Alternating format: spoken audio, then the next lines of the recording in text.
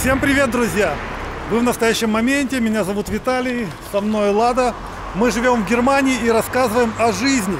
Сегодня мы хотим рассказать вам про магазины, которые в Германии называются Тафель.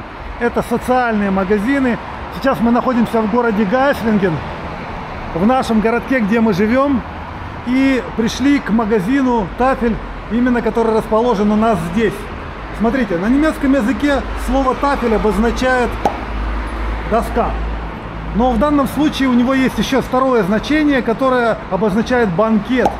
Банкет для малоимущих, друзья. Здесь, в этом магазине, продается товар, который привозит... Уцененный, да. Его привозят из супермаркетов по принципу как бы остаточной продажи. То есть подошел срок годности, уже к концу подходит. Или же, скажем, товара слишком много, тогда его пытаются сюда отвезти, и здесь продают по очень дешевым ценам. Лада уже там видит что-то. Товар. Там прям что-то видно? Да, вот тут лежат, смотри. По-моему, масло какое-то, что-то там, какие-то макароны, консервы. Тафель работает всего лишь 2 дня в неделю. Это в среду и в пятницу. Это так в нашем городке, потому что в других городах может быть иначе. Система Тафель непростая, она не такая, как у всех других магазинов. Ты не можешь просто так прийти сюда, когда он работает, зайти и посмотреть, выбрать себе товар. Он, вот тут написано, видите, среда и пятница с 8:30 до 12:30 работает. Но на самом деле... Доброго дня! На украинском, да. Да, на украинском. На украинский мове. Короче, система тут такая интересная. Здесь нужно прийти рано утром без 15:08 вот к этой двери, и здесь раздают номерки для того, чтобы очередь была не живая, а по номеркам. Но при этом номерки ты получишь не обязательно, если ты придешь первый, ты получишь сразу первый номерок. Ты можешь получить 40-й номерок или 50-й. А потом в 8:30, когда уже открывается магазин, каждый подходит и в соответствии со своим номером заходит туда вовнутрь, выбирает себе товар, который стоит наполовину дешевле, чем в обычном супермаркете, но даже иногда больше, чем наполовину. То есть, если хлеб стоит в магазине 1 евро, в Лидле, например, да, то здесь он будет стоить 50 центов всего лишь, даже 40 центов. Если литр молока стоит тоже около 1 евро, то здесь тоже будет 40-50 центов за литр молока. Это очень выгодно, но вся проблема в том, что выбор товара здесь ограниченный. Здесь иногда привозят недостаточно много товара, поэтому люди спешат попасть в первую очередь, чтобы им что-нибудь осталось. Ну как спешат? Они приходят, берут номерок, какой попался. Это раньше, когда мы приехали сюда только. Было совершенно по-другому. И люди, которые жили с нами в нашем лагере, попросили нас возить их в Тафель. Мы только приехали, у нас была машина, поэтому нас очень удивило, почему мы должны были ехать в 5 часов утра. Оказывается, здесь была совершенно другая система. Здесь надо было прийти раньше всех и занять очередь. Вот если ты первый придешь, то тебе товара хватит всего. Если ты придешь позже, то ты уже будешь в последних рядах, и тебе уже может чего-то не хватить, а может вообще ничего не хватить. И на этой почве каждый раз получалась огромная драка. То есть здесь просто люди дрались, они как бы, это моя очередь, это моя, а ты взял 8 талончиков вперед, а я стоял. Короче, здесь была такая война, что потом передумали и переделали всю эту систему, и теперь ты приходишь и берешь талончик, но когда ты будешь, ты не можешь угадать, в общем, это... Да, немцы все-таки любят справедливость, и поэтому они сейчас систему изменили. Немцы посмотрели, думают, надо что-то менять. Но Лада немножко преувеличила, друзья. Ну, не такие, чтобы драки здесь были, но ссоры были между людьми, потому что получалось так, что тот, кто первый приходил, он иногда брал не 1 талончик на себя, а брал, например, 10 талончиков на всех своих знакомых. Ну, да.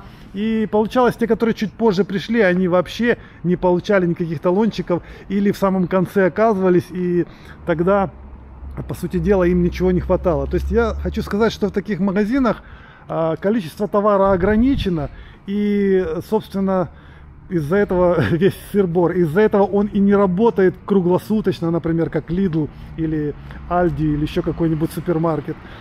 Ну, мы, в общем-то, пару раз были тогда, еще в самом начале. Перепугались и больше сюда не ходили. Ну, во-первых, я вам скажу, если бы этот магазин был к нам поближе, то, может быть, мы и ходили бы в него. А поскольку он далеко, и еще к тому же, чтобы в него попасть, нам нужно оформлять документы, не просто так, не каждый сюда может прийти, то, собственно говоря, это усложняет жизнь очень. А документы надо какие? Нужно взять свое свидетельство о регистрации, то есть свой Aufenthaltstitel, вид на жительство, и свою справку о доходах. То есть этот магазин для малоимущих. Каждому желающему сюда нельзя приходить и покупать товары. Это специальный магазин только для тех, кому не хватает денег на жизнь. Поэтому нужно принести с собой еще бумажку из джоб-центра, что ты сидишь на пособии.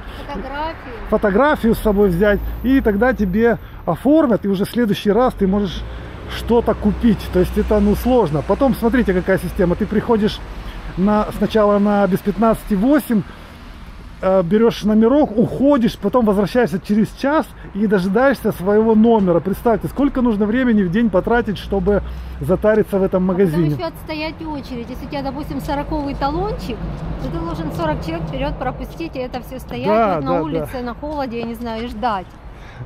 Вот, из-за этого мы как бы в Тафель не очень-то и ходим, точнее вообще не ходим.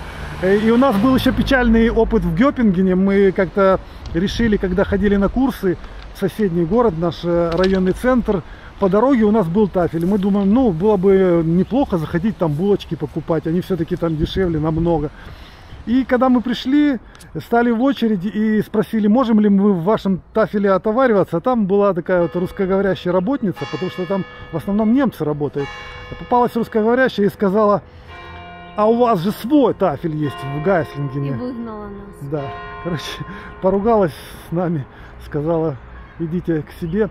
В общем, не в каждом городе еще и можно в этот Тафель заходить, даже если у тебя есть документ о том, что ты малоимущий. В общем, магазин проблемный немножко, поэтому если уже сильно припечет, будем ходить. А пока можно без него, просто для психики здоровее. Ну, и еще хочу сказать, что в этот магазин ходят не только украинцы, а ходят и немцы, ну и всякие беженцы из других стран, например, сирийцы, турки. Все, кто считается малоимущим, они все сюда приходят. Я вот даже спросил у посетителей, которые часто здесь бывают, у наших, как много немцев сюда приходят. И они говорят, что вот в нашем городе 4 человека регулярно немцы сюда приходят. А так вообще и больше бывает. А сколько всего человек бывает, то приблизительно около 50 человек регулярно, а так и до 70 номерков раздают иногда на очередь. Я хочу уточнить, что немцы малоимущие, которые на социале, наверное, да, которым не хватает. Не просто не богатых немцев сюда даже не пустят. А мы же сегодня, друзья, с вами хотим еще прогуляться в небольшой поселок, красивый поселок рядом с нашим городом, который называется Бад Уберкинген. И мы с собой сегодня взяли нашу маму. Короче, садимся в машину с мамой и едем в Бад Уберкинген. Покажем, что там есть.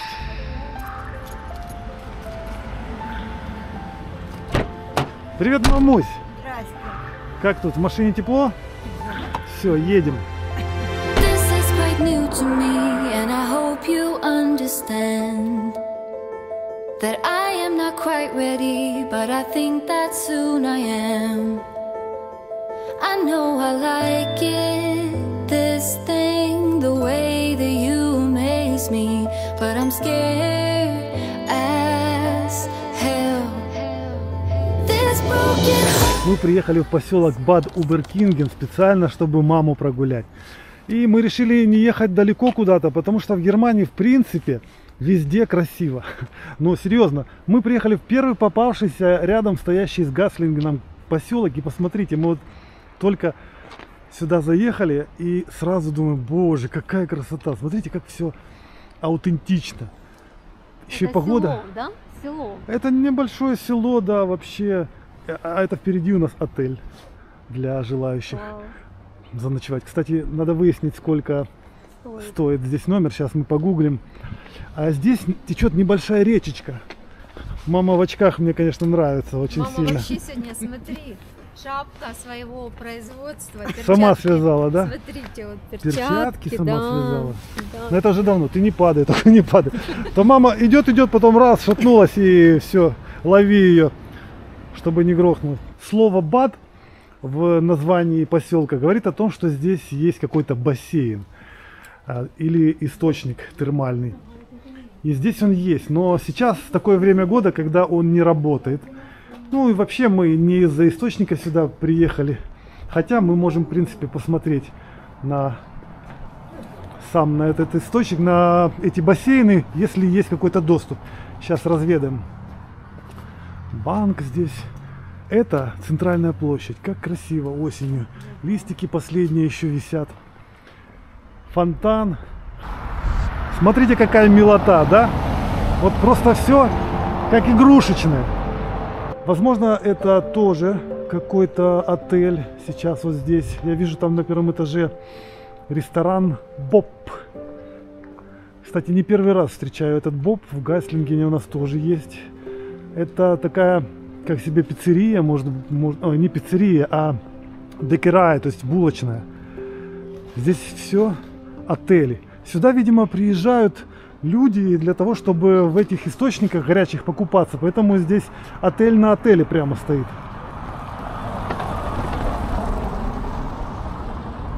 Очень уютно, такие старинные улицы. Смотрите, как все стильно сделано. Сюда, кстати, ходит автобус. Видите, автобусная остановка. Приходит из Гайслингена. Несколько маршрутов. Ну, куда ни глянь, просто все как-то... Все не то чтобы вылизано, все просто очень четенько, аккуратненько. Когда листья не убирают, это создает такой романтизм, даже Да, сказать, вот такой осенний. Все равно они потом опять нападают. То есть я так думаю, они ждут, пока они все упадут, потом уберут. Потом будут Потому убирать. что у нас в комментариях нас спрашивают, почему в Германии листья, как это так. У нас в Украине каждый день метут. Каждый день, да. Да. А тут я, кстати, не видел таких дворников, которые каждый день метут. Тут, если проходит человек, то он собирает бумажки. Бумажки пособирал, пошел дальше. Ой, смотрите, как здесь красиво. Ну, просто куда ни глянь. Везде какие-то домики. Все разноцветные какие-то. И это еще сегодня нету яркого солнца. Представьте, как здесь хорошо прогуливаться, когда солнце подсвечивает эти все разноцветные стены. А на этом здании, кстати, написано Rathaus. То есть это их дом советов здесь. И, кстати, возле вывески Rathaus написано 1887 год постройки. Ну, старые дома, очень старые. Вот здесь наверняка какой-то фонтанчик был. Водичка бежала, но сейчас почему-то не течет. Видимо, тоже сезонный фонтанчик. В форме волны, да, какой-то? А вот этот дом фахверковый. Красотища. Он, конечно, реставрированный, но тоже, видимо, старый. В общем, умеют немцы делать такие уютные уголки у себя в городках, селах. Просто иду и не хочется камеру выключать, потому что все здесь очень интересно. Мне говорили, здесь еще находится большой парк. Красивый. И, видимо, он впереди у нас и есть. Смотрите, еще один отель. Бад Уберкинген.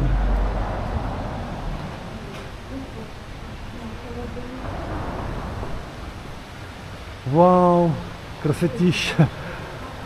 Это золотое дерево, смотрите, возле реки.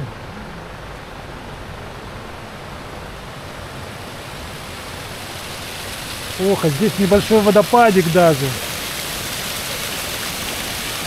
Очень красиво.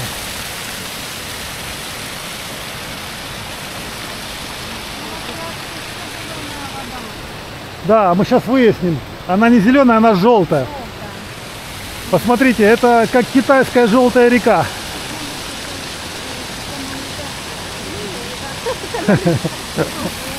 Нет. Я думаю, это грунт несет какой-то с гор. Мы же находимся в окружении гор. Это Швабский Альп. и оттуда стекает вода, и почему-то она с собой прихватывает какой-то грунт. Видимо, уровень воды сейчас поднялся. Кстати, прямо буквально сейчас, вчера, снова случилась катастрофа в городе Малага в Испании. Да, мы этим летом посетили Малагу, и сейчас с удивлением обнаружили, что на Малагу обрушился циклон с огромным количеством дождей, и вот такие реки повыходили из берегов. И я думаю, что здесь, в местных речках, тоже поднялся немножко уровень, поэтому он с собой прихватил вот этот вот ил, песок. И поэтому река такого цвета, потому что обычно река очень прозрачная. Надеюсь, нас не затопит, как в прошлом году. Было уже ж такое. Да, было.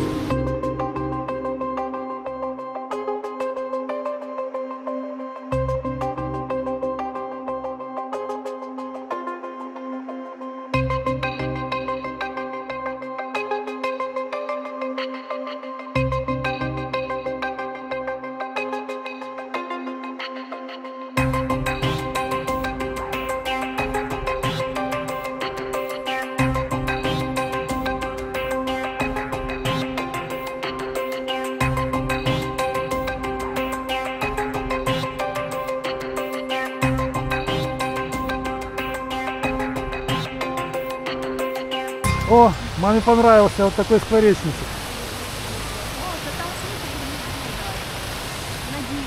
А как ты думаешь, это декоративный скворечник? Думаю, конечно. Но таких же скворцов нет. Ну, может, может не скворец, может какая-то птичка. А вот это вот гнездо, оно настоящее, да? Ну да, я думаю, А вот это вот как раз и есть термбад, смотрите. Термальбад. Это как раз вход в эти термальные источники. Может быть, мы сейчас узнаем что-то про цены. Сейчас не работает это заведение. Ну, в принципе, мы об этом знали. Мы ехали не ради этих источников, но хотелось бы, может быть, немножко по ценам определиться.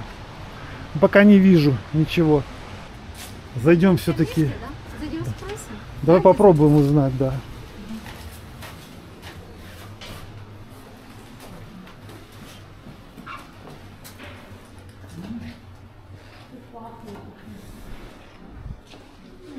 Смотрите, какой холл. Тапочки там дальше висят, я вижу. Закрыто. Вот посмотрите, сам бассейн как выглядит. Классно, красиво. О, дверь открывается. Я могу выйти на террасу. Вот прикольно, друзья. Смотрите, прям выходишь и сюда к реке. Красотища тут.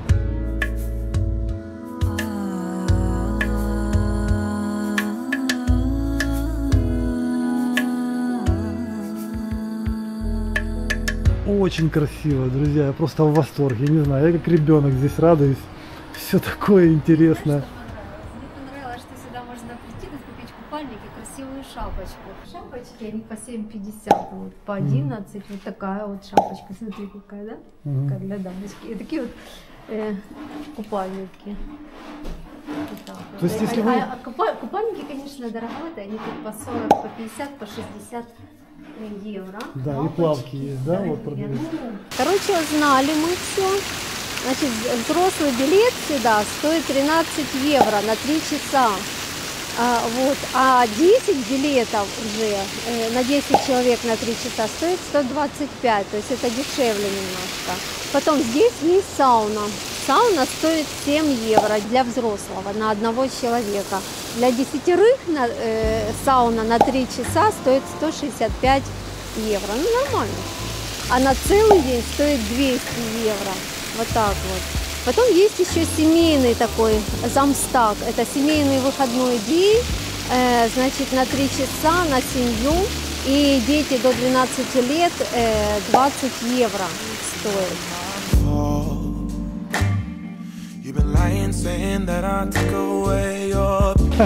Ой, мама, это экстрим для тебя.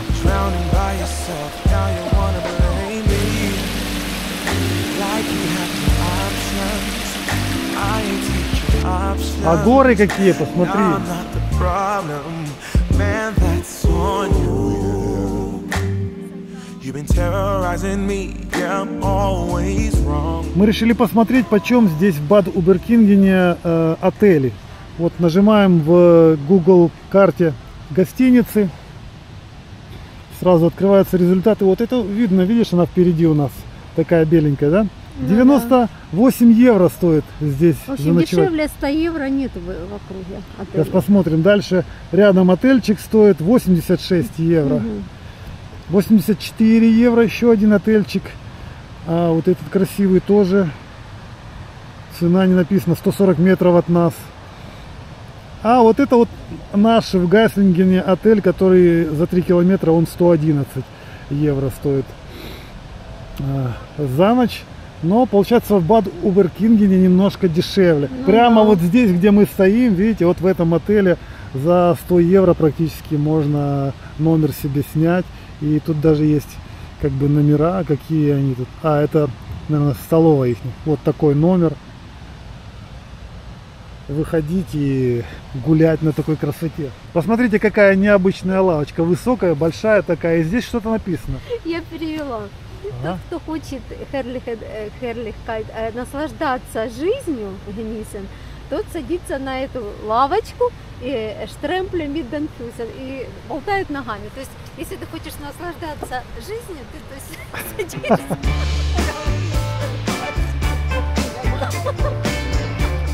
Понятно. Вот в чем наслаждение жизнью. Have you heard about the latest thing?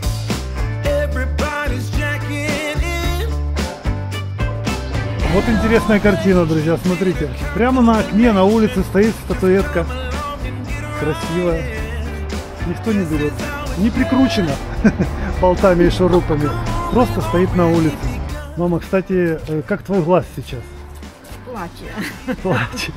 Ну а как видит? Насчет зрения. Ну, такое впечатление, что там, ну, такое пятнышко. Туманное.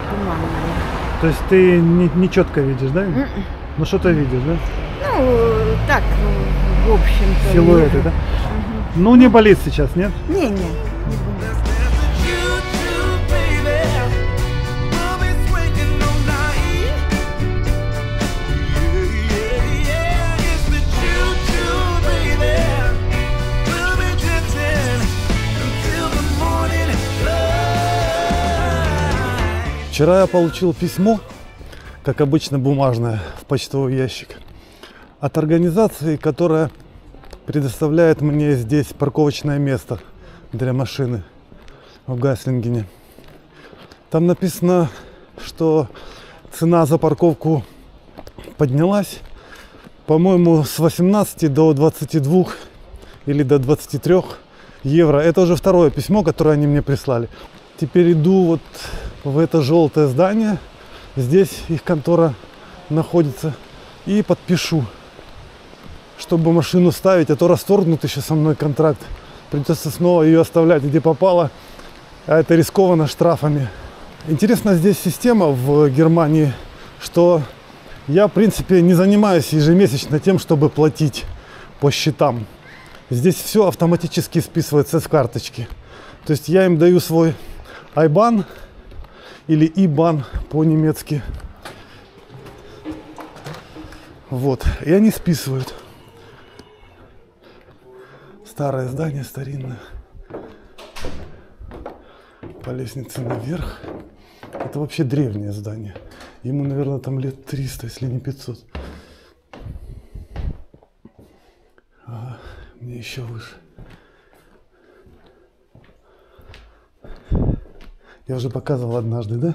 Такое интересное сочетание современных пластиковых окон, батарей современных и вот этих старых балок. Пока я жду, там в кабинете кто-то есть. Хочу показать вам интерьер этого заведения. Это государственное заведение, учреждение, в котором, ну, выдают разрешения всякие. Даже не знаю, как оно называется. Видите, здесь старина какая, балки старые. И вот новая мебель стоит. Там кухня у них. О, свет сразу включился, видите?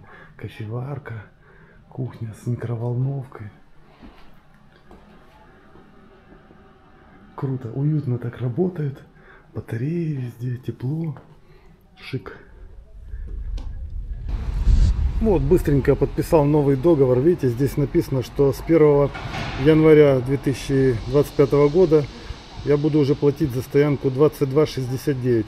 Оплатил 17,90, то ли 17,80. Короче, было 18 евро, стало 23 почти.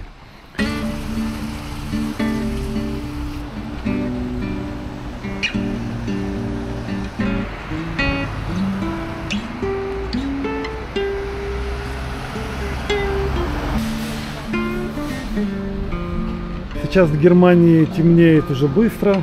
Ноябрь все-таки. На улице, видите, уже темновато. Мы приехали с мамой в магазин, в Lidl. Мы обычно ей сами покупаем еду, но решили так, чтобы она сама выбрала себе все, что хочет. Мамусь, Давай я тебе. сегодня купишь полную корзину всего, чего тебе хочется. И мы зрителям покажем, Ага, что тебе понравилось. а носить хто буде цю корзину? А мы на машине. На машине. А, мы тачку возьмем, тележку.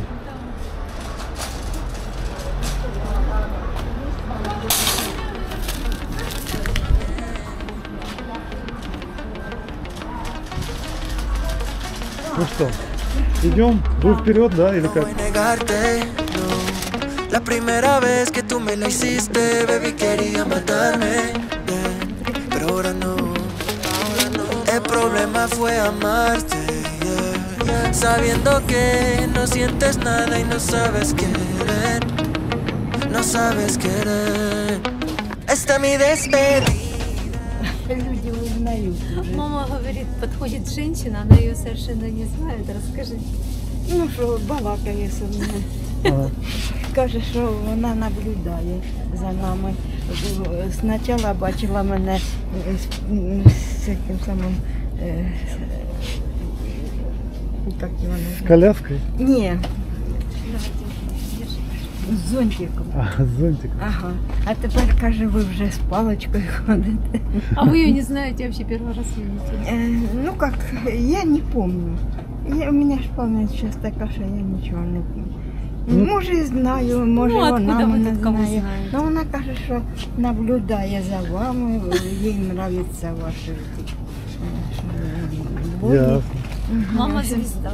Звезда Ютуба, да? Шоколадка сейчас.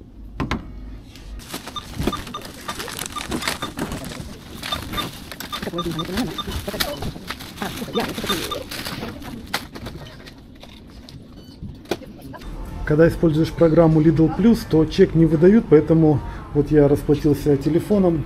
В телефоне видно 42,78. Lidl 1 минуту назад. Видите? Вот такая корзина. В принципе, не знаю, показывать ли вам подробно, что здесь. Ну, в общем-то, на 43 евро маме накупили. Здесь и булочки, и лимоны, и хурма, курица, арбуз, майонез, рыба,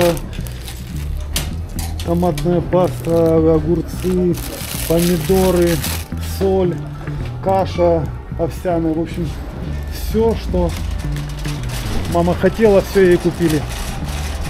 А мама сказала, вот курица, которую я ей покупал сегодня в этом ларьке, ей очень понравилось. Надо будет ей еще купить, но сейчас она уже не хочет.